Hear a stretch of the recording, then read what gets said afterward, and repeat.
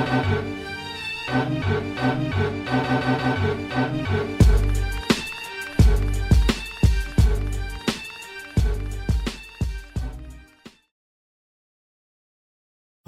here goes, and welcome to the 124th episode of Throwback Hoops.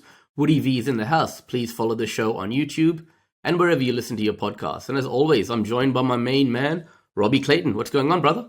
What's up, Woods? Good to be back for another week. An exciting week, I think. We're like a day before the draft, and there's been a few moves coming through today, so you're looking forward to chopping up as always.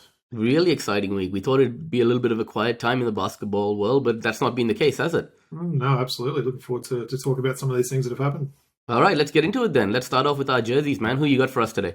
Sounds good. Well, I like this week. We haven't compared notes, haven't compared jerseys and stuff, so I've kind of teased this guy's jersey the last few weeks, so I thought it was time I pulled it out of the cupboard. I know what it is. You know what it is, and it's about as random as a jersey as they come, right? So I'll just stand up and show you this one. And Robbie's wearing the Charlotte Bobcats number 8 Gerald Henderson jersey. And we did pull Gerald Henderson's card last week as well. So, yeah. Seen many people wearing this jersey, have you? Or? Absolutely no one.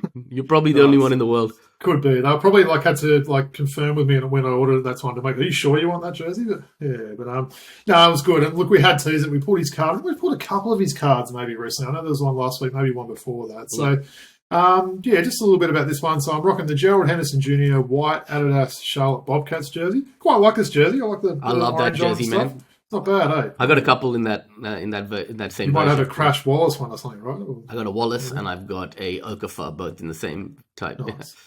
So definitely talked about him a little bit. It's a pretty rare and random jersey of a guy I've sort of used to always like Woods, hence me getting this random jersey. So a little bit about Mr. Henderson. He played 8 seasons in the NBA after getting drafted out of Duke. He was drafted by the Bobcats at pick 12 in the 2009 draft. So he played with the Bobcats, the Blazers, and the 76ers. Pretty solid career, Woods. Career scoring average of 11.2 in over 500 games. He played his last game in 2017. He last played then. Before injuries, and I didn't realise how bad these were until I did a bit of research, but he actually had 3 hip surgeries. So that was the reason that sort of, forced him out of the league. He officially retired from the association in 2019. So, as I think we did mention last week, Henderson is the son of former NBA player Gerald Henderson, who, of course, is very well known for winning 3 championships, 2 with the Celtics, and then he also won one with, who's the other team? Do you remember? No. So Detroit in 1990. So he was kind of a key sort of part off that bench. I think he had one pretty big game in that final series against Portland as well in that one. So would you believe it, Woods, Henderson Jr. is still only 36. So he's still a pretty young guy. He's been sort of doing a few TV roles since he hung up his boots there. But, a little bit of a, reminiscing about Gerald Henderson. It does feel like a long time since he played there. But what were your memories of him firstly, Woods? Just a great teammate, did all the right things on a basketball court, the perfect role player. As you said, injuries hurt him. He's actually doing a great job as an analyst. I think he does the Hornets games now for NBA TV, right? Yeah. He's doing a great job. And I remember that rebuilding team that they had, the really poor Bobcats team, right? They had Sagana Job and Boris Diaw and those guys on that team, and Ben Gordon, I think, was on one of those teams as well. Possibly, yeah. He was one of their leading sort of players, wasn't he, for a couple of seasons? And look, like I said, pretty solid career. 8 years, 11 points a game scoring average, played over 500 games. So it is a shame his career was cut short. Yeah, and I mean, look, he speaks very well. He presents himself very well. He's very knowledgeable about the game. So it's nice to see that he's forged a career in broadcasting post his playing days. Definitely. And these are the sort of jerseys we love, right? Just a random sort of guy that we liked at the time, and probably not a lot of people have thought about, as I said, he hasn't played a game for over 7 years now. So hopefully this will, remind a few people about what Gerald Henderson did. For sure. And while we're on that topic of random jerseys, I don't think we'll ever have a week in our 124 episodes where we've had 2 more random jerseys together on the same day as we have today. And you said you have teased the Gerald Henderson jersey yourself. You have teased this jersey of mine in recent episodes, all right? So I'm just going to stand up and you can take our viewers through what I'm wearing. Nice. So Woods is standing up rocking the very random Cleveland Cavs Luke Walton jersey. So, yeah, these 2 are about as random as they come today, right? I like it. Yeah, as random as they come. Obviously, Luke's father, we spoke about Bill Walton recently passing. May he rest in peace. But Luke himself has, forged a great career for himself. Luke Theodore Walton, born 28th of March, 1980, in San Diego, California, where he went to high school he went to high school in the University of San Diego, high school at University of San Diego and college in Arizona. That's weird. His high school was called the University of San Diego. He was the 32nd overall pick in the second round of the 2003 NBA draft by the Los Angeles Lakers, where he spent 10 seasons from 2003 to 12. And randomly, this one final year where he played with Cleveland, I think only for about 40 games. So this is a very random jersey in the sense that Luke Walton barely spent any time at Cleveland as well, Robbie. Yeah, the number definitely sort of got me going like, wow, I couldn't quite remember because I don't know, I forget he what wore number four. He wore he four. Did, That's probably the number. And I forget what number Shaq wore with Cleveland. Did he wear 32 or 33? I'm sure someone will fact check on that one. But yeah. Yeah, and look, after his playing days, he's forged a career as a coach. He actually started off as a coach during the lockout in 2011 for Memphis, for the Memphis Tigers in college, before he was even retired from playing, Robbie. And then started post his playing days, started off in the G League with the Los Angeles Defenders, then with the Golden State Warriors as an assistant for a number of years. In fact, that 73-game season, he was the coach while Steve Kerr was suffering from about that when he had his an ailment, right? Yeah, right. Yep. I mean, there was a whole talk of him potentially coaching. He did coach the All-Star game, didn't he? From memory. He might have. For that one, he may well have. Yeah. Anyway, and then Sacramento Kings, which was Los Angeles Lakers and Sacramento Kings afterwards, which weren't as successful tenures. He now remains an assistant coach for the Cleveland Cavaliers. It'll be interesting to see if he's retained because he was on Bickerstaff's staff, right? So let's see if he remains in that role. As a player, he's a two-time NBA champion in 2009 and 10.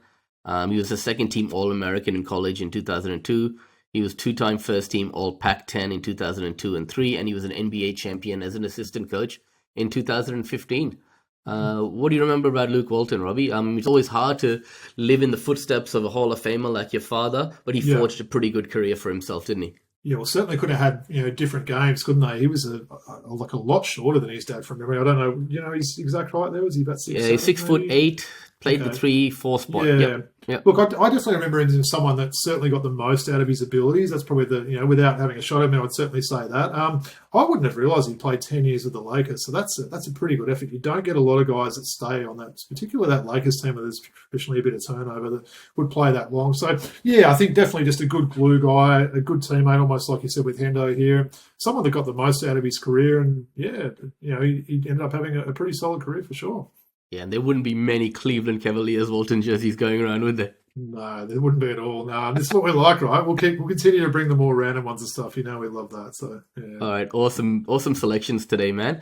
Okay, so you teased it earlier in the show. We got the draft happening, and what you said last week, this draft is going over 2 days, is it?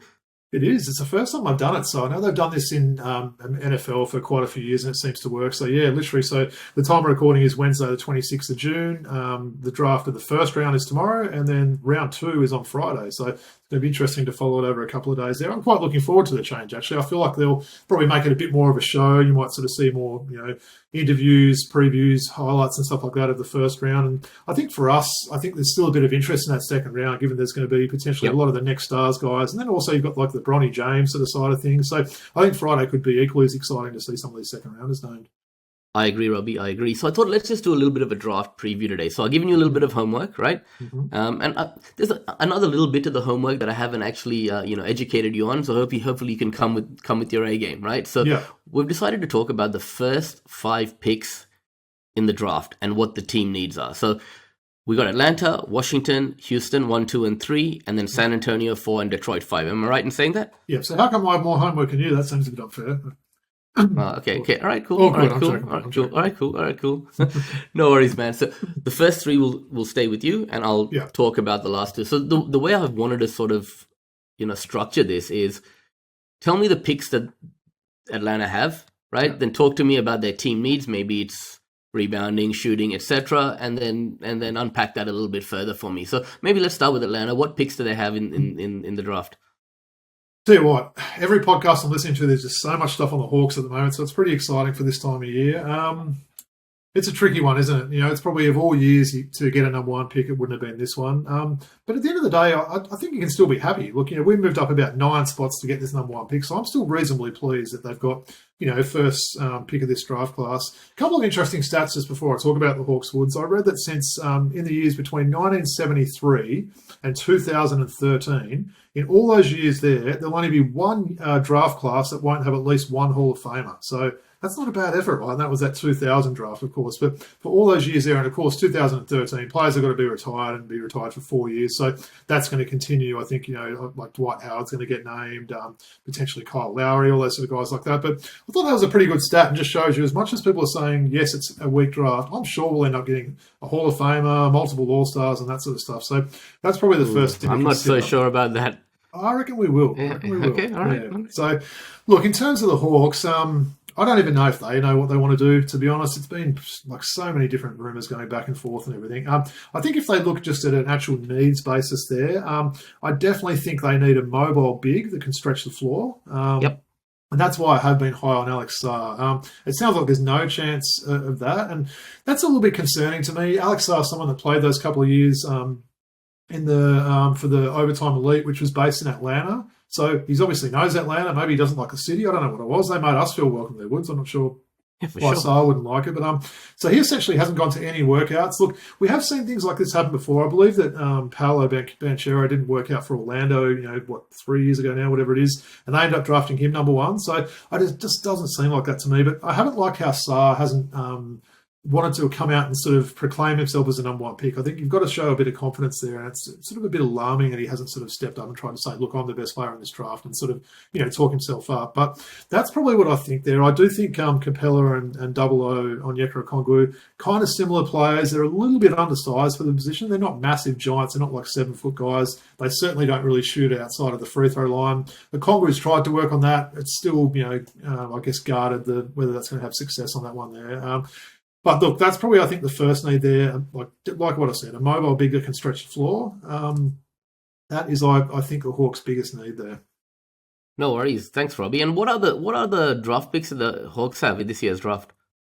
That's a good question, actually. I think they've got another in the second round. I know they've given, I didn't exactly write that down for their exact sort of board there, but look, they've definitely lost a few, high picks lately. They lost a few in that trade to San Antonio for DeJounte Murray. They did get one back, trading Red Velvet, Kevin Huerter to Sacramento, and that's turned out to be a pretty solid trade. I think Huerter's definitely, his stocks have fallen, so getting a first round could potentially be a chip there. And look, I should say as well, the Hawks have been one of those teams that have definitely been rumoured there. Are they going to trade Trey? Are they going to trade DeJounte? Are they going to trade both of them? I keep hearing Clint Capella's name, as I'm sure you do, DeAndre Hunter's name to a lesser extent as well. I know we're talking offline today. I've heard Brandon Ingram mentioned. I would love to get Brandon Ingram. I think he'd be really good in Atlanta. So I don't know what we'd have to give up with him. I think you maybe threw out Capella and Hunter. Maybe that's something that would get it done. Yep. I'd love to maybe keep Ingram, Hunter. I'd love to maybe sort of, trade Capella and maybe a draft pick or something like that. But look, I think the Hawks, they do have a pretty deep team. We've said that, the last couple of years. Unfortunately, it hasn't translated to wins on paper. So I think they just need to address the needs that I've said with this top pick. Saying that, though, if we were to, turn on the coverage tomorrow, Woods, and they had decided to trade down, it would not shock me whatsoever. San Antonio's got 2 top 10 picks. Could they potentially try and do a pick swap if they were really high on, Rhys O'Shea or Sarr, or, if they wanted to continue the French connection with Wemby there? So wouldn't surprise me if they do trade down tomorrow. Look, I think if I had to, gun to my head now, I'd say they will keep the pick and draft that, but I don't know. It could be a busy couple of days for the Hawks. Yeah, for sure. And as you said, this draft is broad. You never know what you're going to get maybe later on in the draft, on day 2, right? You mentioned that earlier. So that's why I asked you. Maybe Atlanta could strike lucky in the second round as well, right? With their other pick, right? So maybe. It feels like, look, the Jalen Johnson draft pick was great a few years ago. It feels like we've had a few that haven't quite worked, though. You know what I mean? Like these last couple of years, we've tried to draft a few guys in the second round and they haven't worked out. But yeah, someone's going to get lucky with some of these second round picks, and let's hope it's a team like the Hawks this year. Yep, no problem. Okay, let's move on then, man, to the second pick of this draft. What have you got for us on the Washington Wizards, who had a very ordinary year, let's say, Look, it's one of those things. They just need to improve like all over their team, don't they? Look, for me, as much as I'm almost certain they're going to draft Sar, so it's maybe irrelevant there. I think probably their biggest needs, I do think they need a little bit more help at the point guard. I've heard rumours that they're looking to maybe get rid of Trey Jones there, who I think is a pretty solid point guard. Maybe he's best off as a backup point guard, as we saw him in Memphis there. So I would have thought like a guard, but I don't know if someone, if there's an actual true point guard that they could potentially draft there. So I think that maybe a mobile big is something that I was thinking there. So I think defense is one of their biggest needs. They were pretty much last season in nearly all the main defensive stats there. So they definitely need to improve their interior D there. So I would say they'll look at getting a mobile big, and I'd say they will be drafting a Frenchie at that pick 2, I would have thought. Yeah, no, I'm with you, man. Just looking back as well, the Hawks have only got the 1 pick in this year's draft. Okay, so that shows they have sort of given away a few picks, right? But in saying that, if something happens tomorrow, they could end up getting someone's pick there. So you never know what's going to happen. Look, I know, just going back to that, I know a lot of people have been high on this Dominic Klingon guy. And look, we don't profess to be college basketball experts, Woods, don't we? We've got, we spend a lot of time with our other sports. College is one thing that's dropped off a little bit for me over the years, but I know he's a big inside player, and I think they've seen teams, playing with guys like Lively, Rudy Gobert going pretty deep into the finals. Teams really like him. So if a team wants to potentially swap some draft picks, if they really want to get Klingon, maybe something like that happens. But yeah, we'll wait and see. Well, I'm going to ask you for your top 3 picks. I'll give you them. Yeah. I mean, you have sort of said it. We're not experts in the college game, but with the research we can do and videos we've seen and information we've read, we're going to give our best thoughts as to what our top 3 will be. Right? Yeah. All right. So let's move to the 3rd pick. We got Houston, who've had a really promising season. They've done a little bit in the background today. Words just dropped that they're looking at potentially targeting Kevin Durant if possible. Do you want to tell us a little bit about what's going on in Houston? Yeah, I was actually speaking to a mate before we came on air today, sort of thing. I wouldn't mind that fit. They've got a pretty young team. A lot of their stars, they've got guys like Jalen Green, some of these other younger guys, even Şengün's still pretty young. If Kevin Durant came in there with the right mindset and right mentality, which is probably an asterisk with Kevin Garnett, with the way his personality seems to be these days. Kevin Durant, sorry, yeah. He could be a good fit on that team, I would have thought. You can imagine him really putting up some points. We know his defense is still pretty solid. He's got so much length there. So I'd be interested to see if that happens. In terms of their actual team, it's a funny one for me. They still feel like a pretty loaded team already, which is surprising for a team with the number 3 pick. But I think they're going to be, continue to improve this year. So look, without, just the normal cliches there, I think they really need to just look for the best fit. So whoever's going to be available at 3, do they want to sort of shore up some shooting? If one of the 2 big French guys doesn't get picked in the first 2, I think they'll definitely take one of them, either Sar or Richard. Yep, am I saying that right? Yeah, I was going to ask you how we pronounce that. Richard, I believe. Yeah. So yeah, I think they're going to be pretty much wait and see sort of thing. I think it'll be the best available fit there. So look, maybe it might be someone like Shepherd. I'm not sure, but yeah, it's interesting. There's Kevin Durant sort of rumours came out of nowhere, I guess, today, didn't they? I'm not quite sure what the deal with that is. He doesn't seem to be happy anywhere he goes these days, so doesn't he? So I'm not sure, but yeah, we could see some movement there tomorrow. I think they sent 4 picks. Was it 4? How many picks were swapped? It was a massive. Yeah, a lot of sort of second round ones. Second round ones are the ones that people seem to pass around a lot at the moment. And I don't know. You look at some of these second round picks. I was looking at the last couple of years of second rounds. There's not a lot of players that jump out there. You might get someone that can maybe fill a role in a team as their 9th, 10th player or something like that. But you never know. You can sometimes strike gold there. But yeah, Houston could be players in that draft for sure. Yeah, and they were promising last year under Coach Udoka, so the sky's the limit for someone like Houston. Mm-hmm. Sure. All right, so yeah, thanks for that, Robbie. I'll maybe tackle San Antonio. So San Antonio have got 4 picks in this draft. They've got their number 4, number 8, number 35, and the number 48 pick, right? Mm-hmm. So they got their own first round and their own second round pick at 4 and 35. They've got the Raptors first round pick at 8, and then they've got the Lakers second round pick via the Grizzlies at 48, right? And what was glaringly clear is they needed a lieutenant on the floor, the Spurs this year, right? They needed some playmaking, and they need some shooting, right? And last year, Robbie, they had the easiest decision they could ever imagine, right? I mean, they could have written Wemby's name on their draft card the moment they won the lottery, right? And just go on and chilled out for a month, and they would have still picked Wemby as the number one pick, unlike this year, right? But what their task this year would be figuring out how to like build their, build around the young star, right? Yeah. Surrounding with some offensive talent is something that's necessary. So Trey Jones finished this most recent season with one of the NBA's best on-off differentials, right? And the reason because of that is because the Spurs had very little playmaking. So pretty much any You don't think Jeremy Sohan's going to go to the Hall of Fame as a point guard, do you? Of course not. So pretty much anyone who had, fundamental point guard skills would have stood out in that rotation, let's say, right? And obviously their best three-point shooter, Doug McDermott, was traded at the deadline. So I think that, would you agree with me, getting, if Trey Jones was able to, be so effective alongside Wemby, getting some playmaking would be important there, and surrounding a guy like Wemby with competent shooting is a must for that team. Woods, I write in my notes next to San Antonio, point guard, point guard, point guard, point guard, point guard. I had it written 5 times. So that's clearly what they need to get. I'm not sure that there's going to be like a lot of point guards around. So I don't know. It depends whether they are looking to trade up and potentially try and get some Twin Towers down low there. Look, there's even been rumours of Trey, right? Trey going to San Antonio, which I don't know. I couldn't quite see that. I could certainly see him and Wemby playing together. That'd be a pretty lethal combination. But I think if they don't get a point guard in one of those, top 10 picks at least, I think they're going to probably need to make some sort of trade. Look, the free agents list is pretty strong, isn't it? I saw like a top 25 of that. I was like, wow, there's some pretty solid names there. So they could potentially look to get a free agent signing. You don't traditionally see San Antonio as a destination that people want to sort of, go and join as a free agent, right? But maybe having someone like Wemby could change that. So change completely. Why would you play with a once in a him, generation superstar like that, right? And they could look at drafting, perhaps someone like Reed Shepard, someone that's maybe not known as an awesome defender, even someone like Trey if they got him, because you've got the big fella under the ring. It's going to basically make up for any defensive mistakes, right? The guy's 10 foot tall there. He's just going to stand underneath and block 5 shots a game. So that's definitely an important factor they've got there. But yeah, it's got to be a point guard if they can't get one of those unicorn sort of bigs to go with Wemby. Well, Shepard is the obvious choice for them to draft at 4, right? I mean, will he still be there?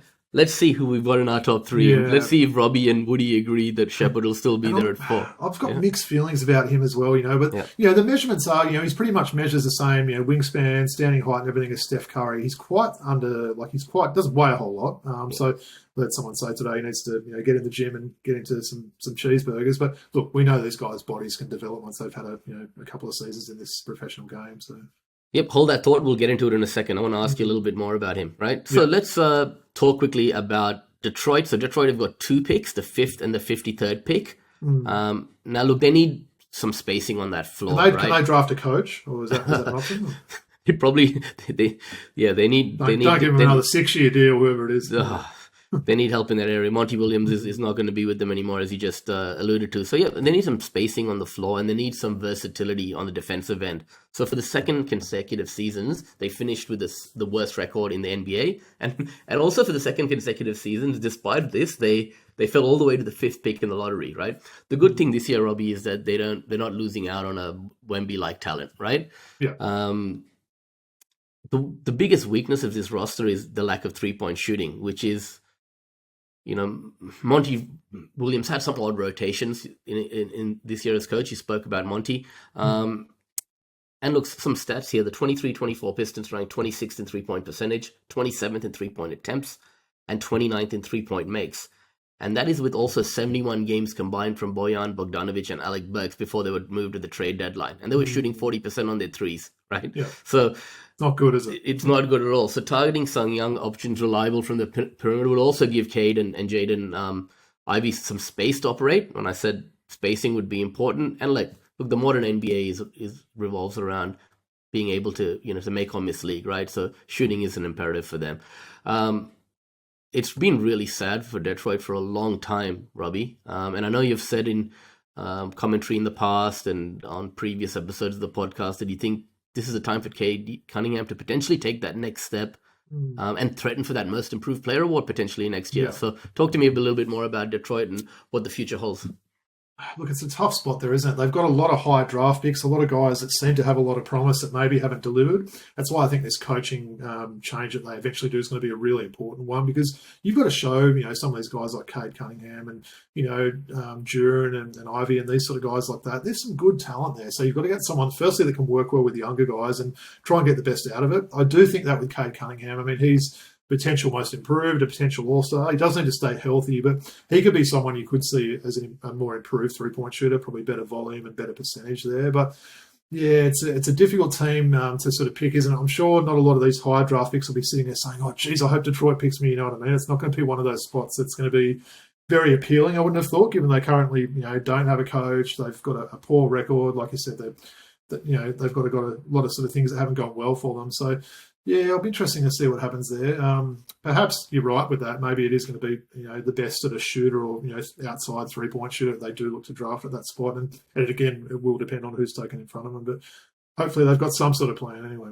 Yeah, for sure. And adults is what they need, right? They've got Trajan Langdon right in the front office now as well. So we've seen him, I think he was last with the Pelicans. So he seems like he knows what he's doing in terms of a GM and stuff like that. But yeah, geez, they've got to improve that team. Yeah.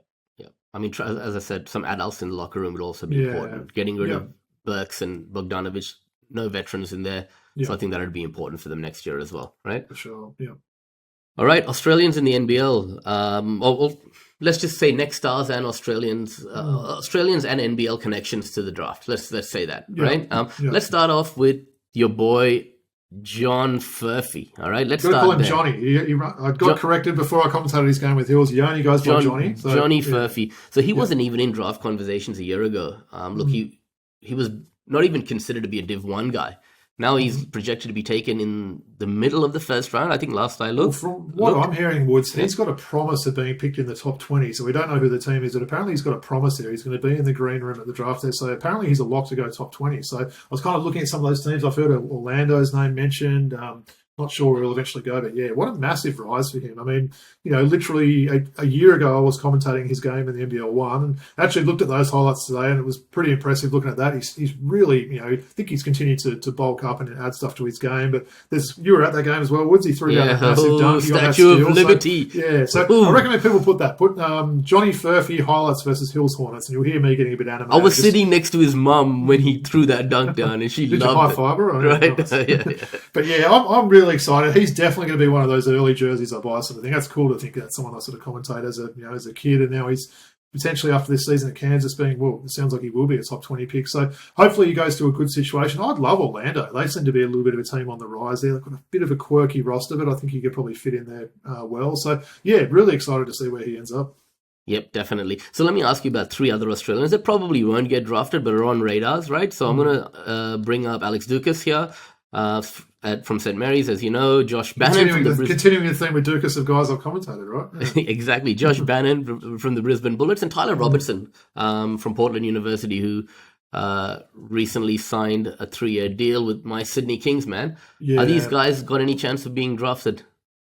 I'd say the only one that's got a chance out of those three would be Josh Bannon. I don't think Dukas has quite got the game to translate to the next level. Wouldn't be surprised if he's someone that ends up in Europe rather than the NBL. I could be wrong there. I'd love him to go and play for his hometown Wildcats, but feels like he's got a game that's suited to the European game. I don't know a lot about Robinson, to be honest. I'm not going to try and make a prediction there. But look, I know Josh Bannon. I think Olgun Ulix confirmed a bit this week. He has had a couple of tryouts, maybe was it about 8 teams worth or something like that? So I do like the game that he's got there. So he may not get drafted, but it wouldn't surprise me if he did, get a spot in the Summer League. We know Summer League is difficult for a player like him. He's not going to get a lot of the ball. It's a lot of guys trying to get their stats, but there's certainly roles for someone like him. So it wouldn't shock me to see him get drafted. I hope he does. But out of those three, I'd say he's the only one that's a chance. Do you think any different?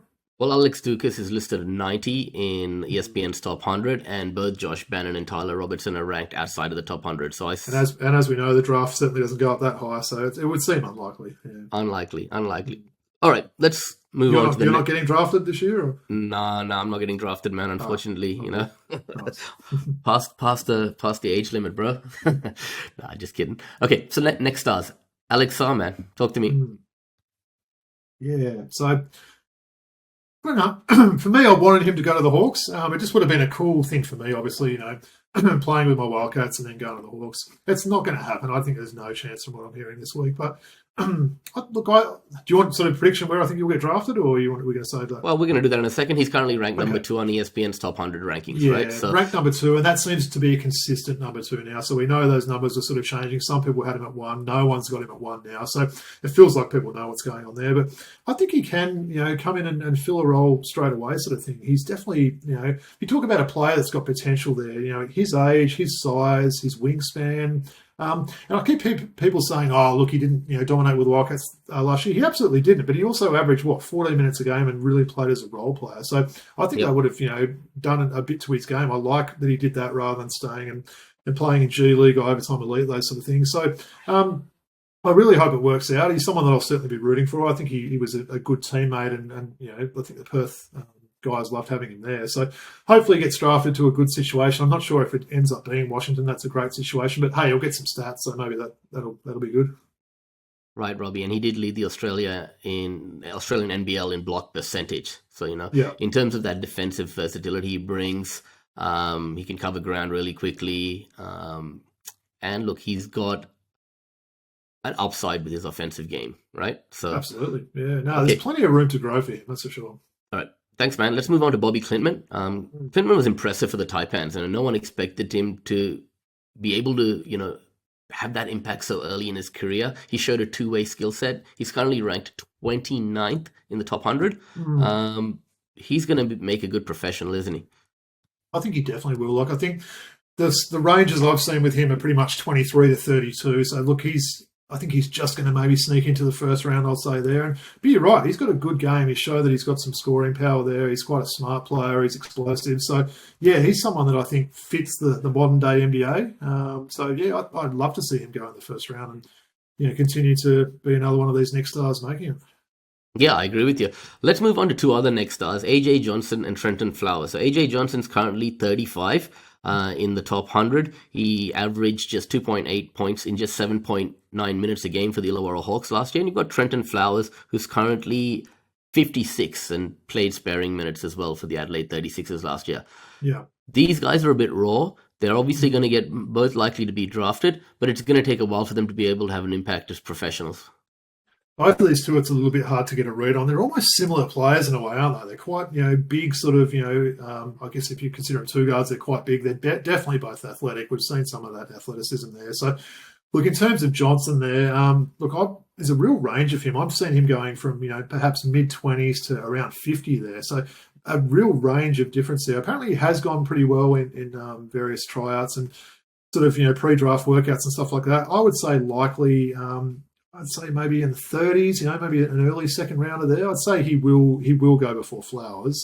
So in terms of Flowers, look, a real range with him. I've seen some people saying in the 50s and quite a lot of, outlets out there doing their big boards saying he won't get drafted, which that would be disappointing. I think I'd like to see him get drafted. I've still got memories of that game when Adelaide played Perth last year when he just filled it up in that game in Adelaide. I remember watching with my family, and he was the best player on the court, wasn't he? So he showed me something in that game, absolutely. And I think he's another guy that's his athleticism and sort of metrics and stuff in these pre-draft workouts has been rated quite highly. So I hope he does get drafted. I'm going to say he sneaks in perhaps maybe in the last couple of picks, I'd say. Yeah, and I think Coach CJ Bruton was really good for him. And when he started gaining the trust of CJ Bruton, and then Bruton got cut, new coach comes in and he lacks playing time after that. So he didn't get a chance to showcase himself as much as he would have liked in the NBL. Yeah. But I think he's probably more ready than AJ Johnson this time, right? To be possibly a pro. Yeah. All right. Let's talk about the final 2 next stars who are now ranked 63 and 64 in the top 100. Very surprisingly, you've got Mantis at 64, you've got Ariel Hukporti at 63, right? Are these two going to get drafted? I'll start with Hukporti. Look, I think he's definitely a chance. He's someone that's a little bit older, right? I don't know his exact age. I'm going to say he's probably close to 21 or something now. So I know some of the, it doesn't seem old, but look, some of these teams like drafting someone that's 19 and having a couple of years to work with someone. Look, we've seen guys with maybe sort of similar games. We've spoken about, our experience, going to the States and seeing guys like Clint Capella, seeing guys like Zubac, guys that necessarily don't have much of an outside game, that they can, protect the rim, they can, set screens, they can get offensive rebounds, and that's the sort of role that I think he could play there. So, yeah, I'm going to say he doesn't get drafted, Huck Porty, but I'm going to say again he might end up making a roster after a summer league showing. So I really hope he does make it. Obviously, he's had a couple of years. He had that really bad injury that pretty much cost him a season, didn't it? There. So, what are your thoughts? Do you think he'll get picked? Yeah, I've got him as my sleeper. I've asked you to come up with a sleeper, so I've got him as my sleeper. I'll touch on that a little bit later, but yeah. I think he will get picked. Okay. Mantis probably needs to go down that route of a stash overseas if he gets picked, and then come back to the NBA. Or I've had a lot of comparisons for Mantis Woods for our Bogdanovic, the Hawks bogey there. So I wonder if he showed some signs as well, didn't he, in New Zealand? And they do have a record of these guys out of the breakers getting drafted. So maybe they surprise us all. Maybe all these guys get drafted, which would be really good to see. I'm sure Liam Santamaria would be sitting there somewhere with a big smile on his face if they did. For sure. So, without further ado, give me your top 3 picks, man. Before we move on, I wanted to check with you who you think are going to be a top 3 picks. I've switched a little bit today. There was part of me that was thinking it might have been Klingon that might have gone number 1, but I'm going to say, as of right now, and I can reserve judgment. My opinion might change in the morning. I'm going to say Hawks take Reece Shea first. I agree with you. A little bit unusual for Hawks, right? They don't normally go the international path there, but I just like the upside that this guy's got. At 19, he can shoot. He's a good defender. He can handle the ball. It just seems like he's got a pretty good package there that they can work on. So, number 2, I think Alex Sarr. I think that's an absolute lock. I can't see there's any way that he would slide out of the top 2. Are you thinking the same? No, I agree with you. Yeah. And look, it's definitely going to be an American. I'd say that Houston draft could be Shepherd. I'm going to say they might go Klingon there and have sort of that two-headed monster with him and Şengün there. Şengün can stretch the floor a little bit out there. I think Klingon's going to be a real sort of a bruising sort of guy down low, but I can see them potentially going maybe a revamped Twin Towers. We've seen they've had Twin Towers there before, and maybe that might work for them. Yeah, look, I mean, I'd probably go Stephon Castle at number 3. Reed Shepherd would probably fall to 4, right? Stephon Castle feels like someone that the Spurs could definitely be looking at as well. That's someone that could be on their radar. So he's a big guard at the point, and he can play multiple positions. He can create his own shot, but his defensive prowess is what puts him above some others, right? So I think he'll be the best player in this draft. If you look 5 years from now, right? Yeah, okay. So I got Castle at 3. So we agree on 1 and 2. Tell me a little bit more about, how do I say his name? Rousache, yeah? Rousache. Yeah. So look, he was playing, that French league. I think his team lost in the final there. But look, he seems to be a player that has improved each year. I think he was quite raw coming in. He's maybe as a 16-year-old there. Has added a lot to his game. He can handle the ball. He is athletic. He can knock that outside shot down, which we talked about the Hawks. They're big guys when you're talking about guys like Capella, Onyeka Okongwu. They're guys that they can't really stretch the floor at all. And I think you need someone that plays that position now that would certainly fill that need there for the team. So I can see him coming in. I think there's perhaps a little bit of unicorn potential. He's certainly not as big as someone like Sarr. Sarr's a massive 7'1" with an even bigger wingspan. But yeah, I've watched quite a few highlights of him over the last few days. It's a little bit hard to judge things when you're looking at French league highlights and other stuff like that. But yeah, if the Hawks get Reece Shea, then I'll be. So he's a wing though, isn't he? He's not a big man. He's a 3-4, right? I'd say a 4 would be his spot there. Yeah. So and that's the thing, he could maybe play a little bit of 5, but yeah, I'd have him sort of plugged in as a 4. So my sort of thinking is the Hawks will definitely trade Capella in some sort of trade that they can make, and then try and get Onyeka to be the starting big now. I think he's served his time now. Onyeka Okongwu, I think he is. He plays well when he's on the court. So I think make him a starter, and then you could potentially have Reece Shea. I don't know if he'd start straight away. That's the thing. People might think, number 1 pick. What are you talking about? But that's the sort of draft it is. I heard Bill Simmons on one of his podcasts throwing out straight, trade sort of thing. So he was like, would you trade Trey Murphy for the number 1 draft pick? He's like, no, wouldn't do it. So there's all ones like that. You think, gee, trade Murphy, for the Pelicans, solid player, but he's not, but that shows you what people are saying about this draft this year. So I heard that. It's interesting there. Yeah, Rousache, the knock on him is he's inconsistent with his shooting though, right? He's got potential to improve. 6'9", can play the 3 or the 4, I'm reading here. So, okay. Sure. All right, cool. Sleeper pick, man. Give me a sleeper pick. Have you got one? Yeah, I've got a real sort of sleeper with my pick, just, watching sort of videos and going down the YouTube rabbit hole. So I'm going to say a guy named Jalen Tyson. So Oh out of yeah, California, I So saw. I read about him. he's a 6'7" athlete. He can play the 2 or the 3. Has shown a great improvement on his shooting in his time in college. So that's a pretty big wing. You look at the success, like Boston had this year with, playing guys like Jaylen Brown and that sort of stuff like that. So if you could get him and plug him in as, say, a 2, maybe playing a little bit of 3, I think that could be pretty solid there. Maybe one thing, like a little bit, like I mentioned with Huck Porty, he's a little bit older, so he's turning 22 in December this year. So that might turn teams off. I don't think it necessarily should, especially if you're talking a second round pick where you can kind of, you never know what you're going to get in that second round. But I like his upsize Woods. I think he's got great size at that position. I like the fact that his shots continue to improve as well. So an athletic 6'7", 2/3 out of California is Jalen Tyson.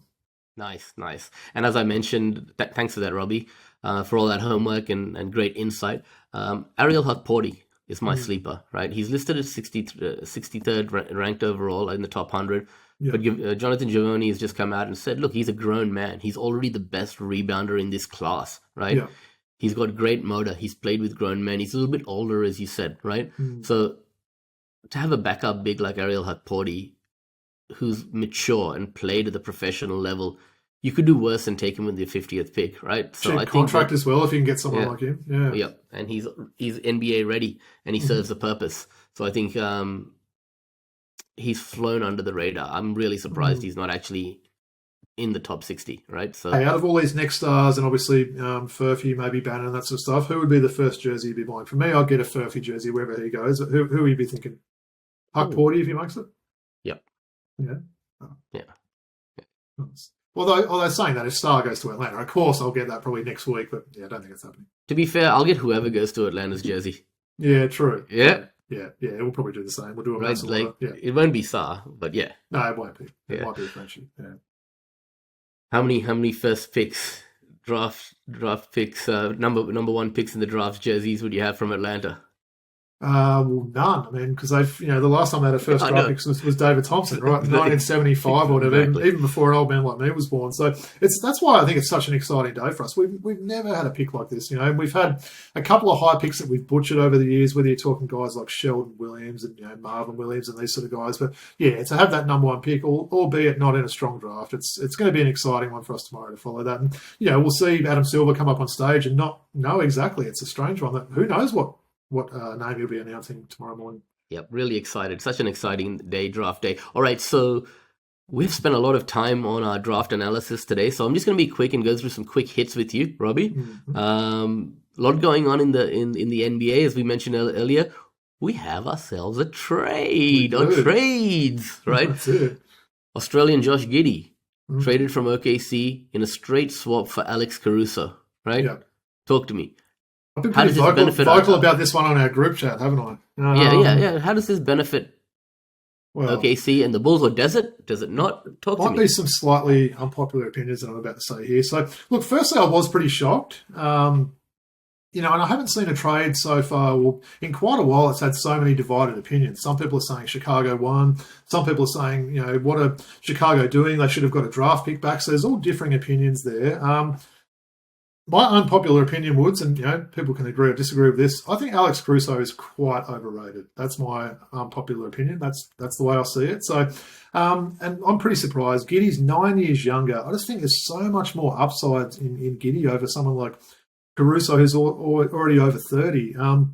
Look, we know Giddey fell out of favour. Perhaps didn't show that level of improvement that was expected in his third season with the Thunder, but I honestly think this is an amazing deal for Chicago. I can really see Josh thriving in this new situation. Perhaps come back next season with a big chip on his shoulder and motivation to prove people wrong. So we know that things went a little bit off court sort of thing. Hoping he works on his game there. Maybe a little bit too much social media stuff of him wearing fancy jackets and hats and those sort of things. But I really hope he can work on his shot. Hopefully the Olympics is going to do his game some good as well. I think if he can continue to work on his shot, Woods, and I think I've said this for a couple of years now, and you probably have as well, I think he could be a future All-Star there. So I like the situation. Chicago are going to throw him the keys there. We know Lonzo Ball's not likely to, I wouldn't have thought he'll be playing again in that situation at least. So I think there's a lot of minutes for him there. I think people just forget how much of a great passer this is, and he's obviously an above average rebounder for his size. So it really only is the shot. His defense is serviceable. At his size, you're not going to bully him and do stuff like that. I think he's an elite passer, and especially at his height there, he can pass and cause mismatches over anyone there. So I think Chicago's done really well in that trade. I reckon OKC is going to be kicking themselves a little bit, is my opinion. Yeah, I agree. I agree with you. It's a little bit of trivia for you as well. And if I'm not mistaken, there have been 5 Australians to play for the Bulls. Maybe I'm wrong here. 4 centers and now Josh Giddey.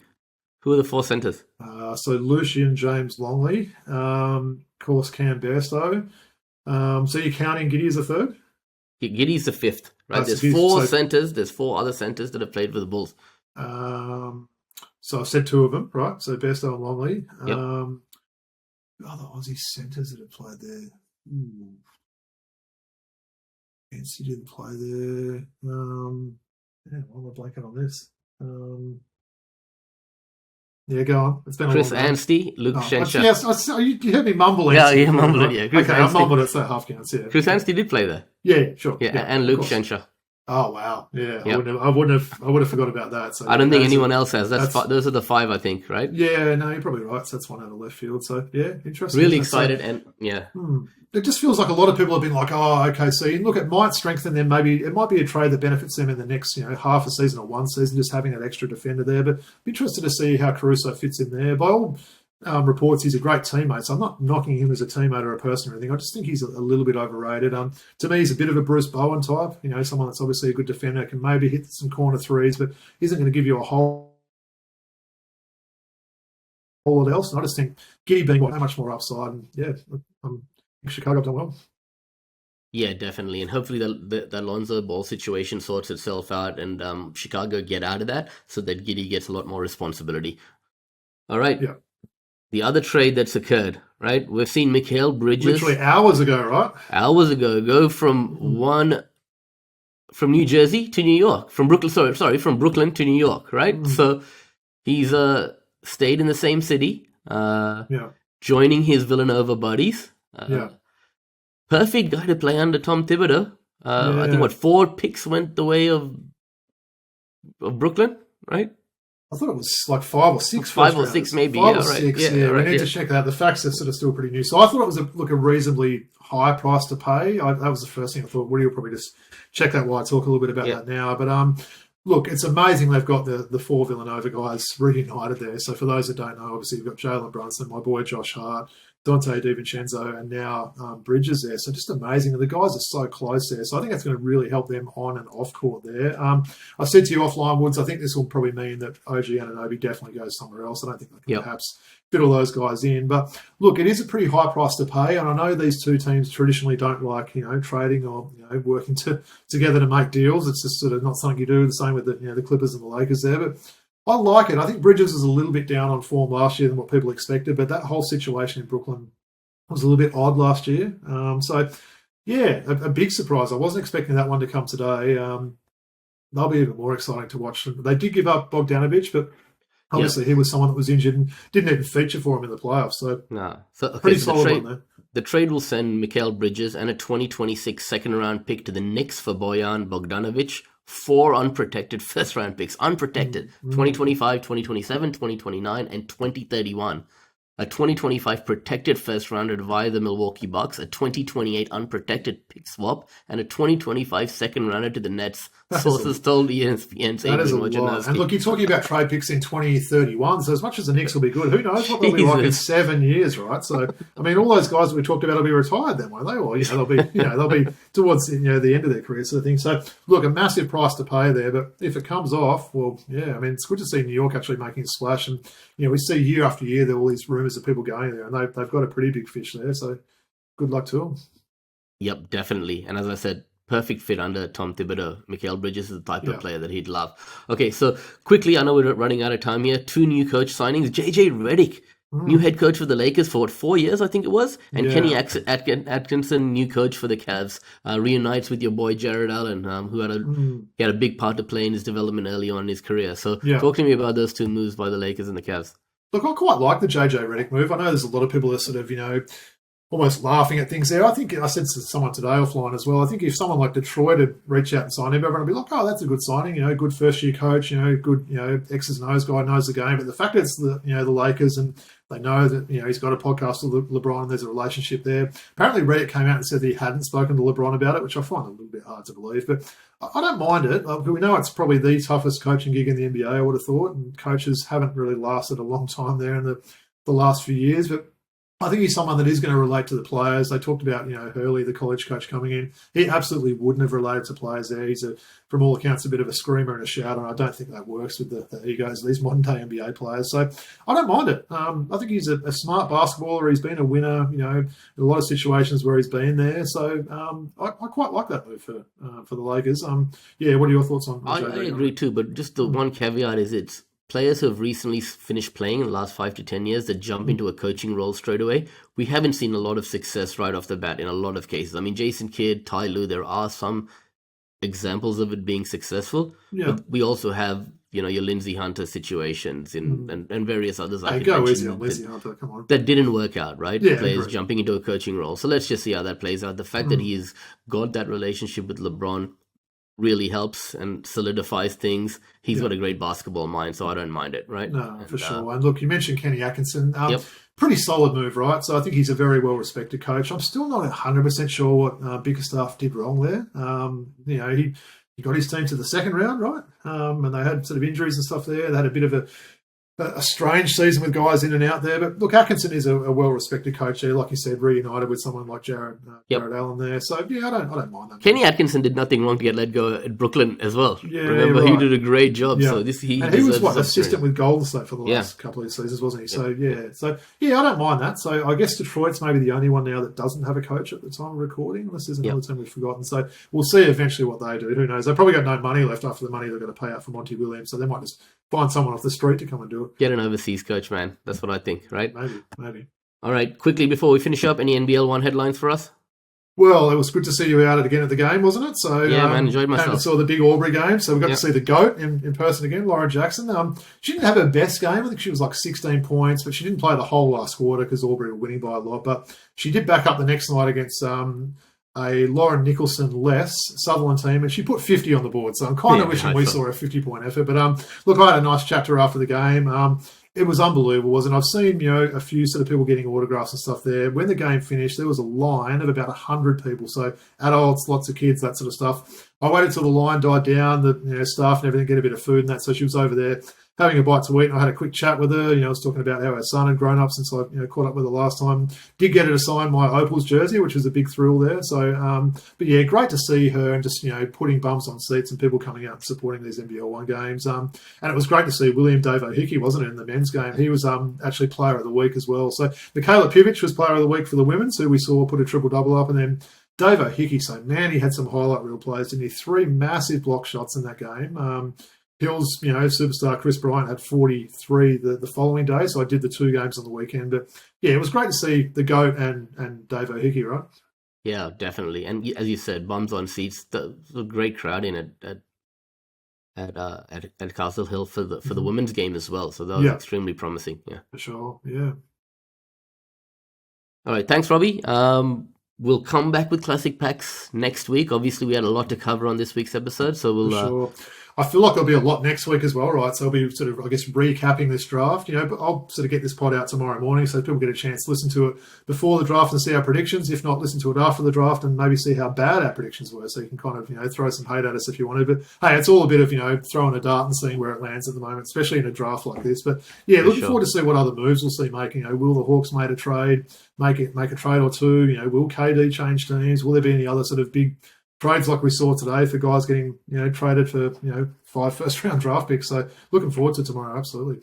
Quickly, just this change in rule that the NBA has made since this season. The moment the season finished, you can start negotiating with your existing free agents or existing, I don't know what the exact rule is, but the fact that things are happening so early before the draft is awesome to see. Yeah, right? It's a 2 thumbs up for me for that one. That was just a joke before that whole 1st of July thing, and there'd be, cars of, team staff waiting outside someone's house at, 11:30 on the 30th of June. It was just stupid, and we knew half those deals were already made unofficially anyway, so I quite like this way. I think it's a good way going forward. Awesome. All right. So why don't you take the audience out with where we can be found, all that jazz, Robbie? Absolutely, mate. So, so please make sure you like, rate, and subscribe on YouTube or wherever you listen to your podcasts. We can be followed on X at Throwbacks Hoops. I know Woody posted some nice jerseys of the ones that we were rocking last week. My Big Al Horford jersey, the Hawks one. Instagram, we're throwback.hoops, and our email address is throwbackhoopspodcast@gmail.com. Patreon, I know Woody will sometimes mention this. I'll take it away this week. So, yeah, just if you're willing to pledge a couple of dollars a month, it does really help us with the production and editing and all the expenses that we incur with maintaining the podcast. Thanks, Robbie. And as you said, big episode next week where we reflect on the draft. Lot to cover. Any final thoughts for the audience before we say goodbye? That's funny, isn't it? So we mentioned it's that dull sort of time of year where the NBA is finished. There's no NBL, but it doesn't feel long now, right? So we'll get the draft. Summer League will be starting early in July, and before we know it, the NBL is going to be there as well. And we've got all the NBL one finals across the country wrapping up. So great time of year, and continue to follow and support our great games. Thanks, Robbie, and thanks everyone for tuning in. Until we do it all again next week, peace out from Robbie and I and the crew at Throwback Hoops.